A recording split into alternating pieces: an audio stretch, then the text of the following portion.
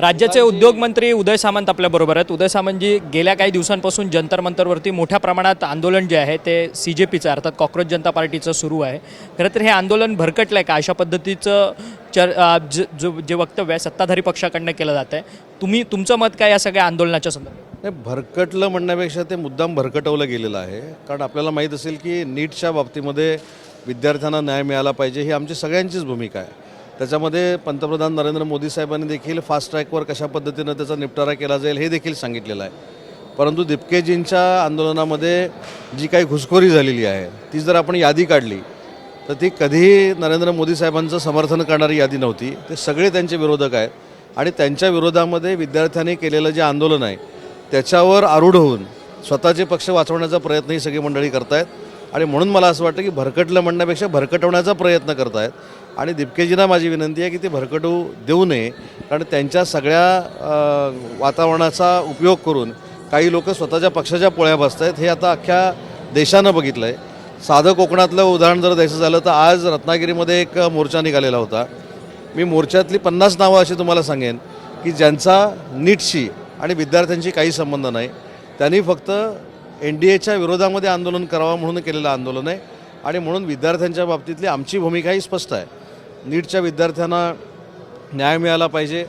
जे त्याच्यामध्ये आंदोलनामध्ये काही मुलं गेलेली आहेत त्यांच्यासाठी देखील सरकारनं काही गोष्टी केल्या पाहिजेत.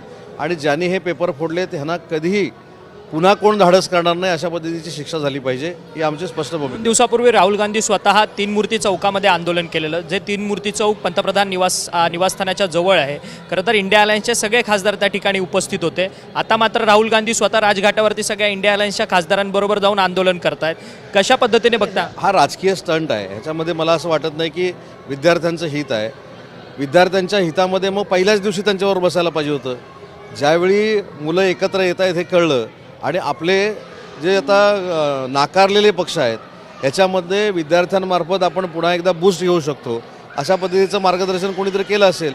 आणि म्हणून माझी विद्यार्थ्यांना देखील विनंती आहे की त्यांनी देखील समजून घेतलं पाहिजे की त्यांच्यासोबत आम्ही आहोत. नीटच्या बाबतीमध्ये जो काय प्रकार घडलेला आहे त्याच्या 100% विद्यार्थ्यांच्या समर्थनार्थ आम्ही आहोत. परंतु मगाशी जे मी वाक्यप्रयोग केला की विद्यार्थ्यांच्या आंदोलनावर आरूढ होऊन संपलेले पुन्हा एकदा जीवदान मिळवण्याचा प्रयत्न करत आहेत. आणि म्हणून हे आता आंदोलन जे आहे हे विद्यार्थ्यांचं कितपत राहिलं हे मला माहीत नाही. लाठीचार्ज झाला, लाठीचार्जचं समर्थन आपण करताय का? 100% लाठीचार्जचं समर्थन मी करत नाही. हे काल देखील मी महाराष्ट्रामध्ये सांगितलं. लाठीचार्ज कशामुळं झाला, का झाला हा जरी भाग वेगळा असला तरी लाठीचार्जचं समर्थन आम्ही कोणीच केलेलं नाही. परंतु या लाठीचार्जमध्ये अमानुषरित्या पोलिसांकडनं मारहाण झाली. त्यामुळे मुंबईसह पुणे असेल, नागपूर असेल या ठिकाणी देखील मोठ्या प्रमाणात आंदोलनं होतात. राज्यामध्ये ही कायदा सुव्यवस्थेची स्थिती बिघडली. गोष्ट अशी आहे की त्या लाठीचार्जचं कोणीही समर्थन केलेलं नाही. परंतु आपण देखील अनेक वर्ष महाराष्ट्रामध्ये राहिलेलं आहात. महाराष्ट्रामध्ये कोण आंदोलन करतं हे जर आपण बघितलं तर काँग्रेस, UBT आणि NDAच्या विरोधात असलेले जे असंतुष्ट पक्ष आहेत ते त्याच्यामध्ये उतरलेले आहेत. विद्यार्थ्यांच्या भावनेशी आम्ही 100% सहमत आहोत. विद्यार्थ्यांनी भावना जी मांडलेली आहे त्याच्यामध्ये केंद्र सरकारनं लक्ष घातलं. दोन्ही ठाकरे बंधू पत्रकार परिषद घेत आहेत आणि 26 तारखेला मोठा मुंबईत आंदोलन होतं दादर ते सिद्धिविनायक मंदिरापासून. या आंदोलनाकडे कसं बघता? कारण की मी हाच सांगितलं ना, विद्यार्थ्यांच्या आंदोलनावर आरूढ होण्याचा प्रयत्न आहे. दोघांनाही माझ्या शुभेच्छा. परंतु मग ठाकरे देखील याचं राजकारण करतात दोन्ही बंधू. मी काय म्हटलं, विद्यार्थ्यांच्या आंदोलनावर आरूढ होण्याचाच हा प्रयत्न आहे. मला बाकी ह्याच्यामध्ये काही बोलायचं नाही. आणि हे महाराष्ट्राला आणि देशाला आता कळायला लागलं आहे. विद्यार्थ्यांचे प्रश्न बाजूला ठेवून आपली राजकीय कुवत जी कमी झालेली आहे ती विद्यार्थ्यांच्या माध्यमातून वाढवण्याचा हा प्रयत्न आहे. परंतु मग काहींचे पक्ष कमकुवत झालेत, ते पुन्हा बळकटी निर्माण करण्याकरता या आंदोलनाचं. नाही, मी असं म्हटलं नाही कोणाचा पक्ष बळकट झाला आहे, कोणाचा पक्ष मजबूत झाला आहे. याच्यापेक्षा स्वतःच्या पक्ष वाढवण्यासाठी विद्यार्थ्यांचा वापर होऊ नये आणि विद्यार्थ्यांच्या भावनांशी खेळू नये. माझा तर स्पष्ट दावा आहे, या आंदोलनामध्ये जर विरोधक घुसले नसते तर लाठीचार्ज देखील झाला नसता. परंतु मग कोणी दोन्ही ठाकरे बंधूंना कोणी भरकटवतंय का या सगळ्या गोष्टीमधनं? कारण की तुम्ही ज्या पद्धतीने म्हणतायत की आरूढ होतात या सगळ्या आंदोलनामध्ये, त्यांना कोणीतरी चुकीचा मेसेज वगैरे देत आहे? नाही, त्यांना कोण भरकटवणार? ते दोघं लोकांना भरकटवतील. त्यांना कोण भरकटवेल? मुद्दा असा आहे, मी मगासपासून परत एकदा सांगतो की लाठीचार्ज झाला याचं समर्थन कोणी केलेलं नाही.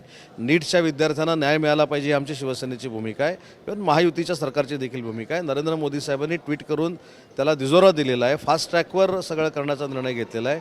मी मगासपासून सांगण्याचा हे प्रयत्न करतो आहे की विद्यार्थ्यांच्या जीवावर विद्यार्थी जमत आहेत म्हणून आता हे सगळे आपल्यालाच मतदान करतील अशा आविर्भावामध्ये काही विरोधक जे घुसले त्या आंदोलनामध्ये, त्यांच्यामुळेच लाठीचार्ज झाला, पण लाठीचार्जचं कोणी समर्थन करत नाही. खरं तर धन्यवाद, तुम्ही आमच्याशी बातचीत केली. मंत्री उदय सामंत होते. उदय सामंत म्हणतात आहेत की हे आंदोलन जे आहे ते भरकटवलं जात आहे आणि या सगळ्या आंदोलनामध्ये दुसऱ्या विरोधी बाकावरच्या नेत्यांनी जी आहे ती उडी घेतलेली आहे, त्यामुळे कोणीतरी या सगळ्या आंदोलनामध्ये स्वार होऊ पाहत आहे अशा पद्धतीचं मत जे आहे ते मंत्री उदय सामंत यांनी आपल्याशी बोलताना व्यक्त केलं. व्हिडिओ जर्नलिस्ट विनोदसह अक्षय मंकणी, नवी दिल्ली.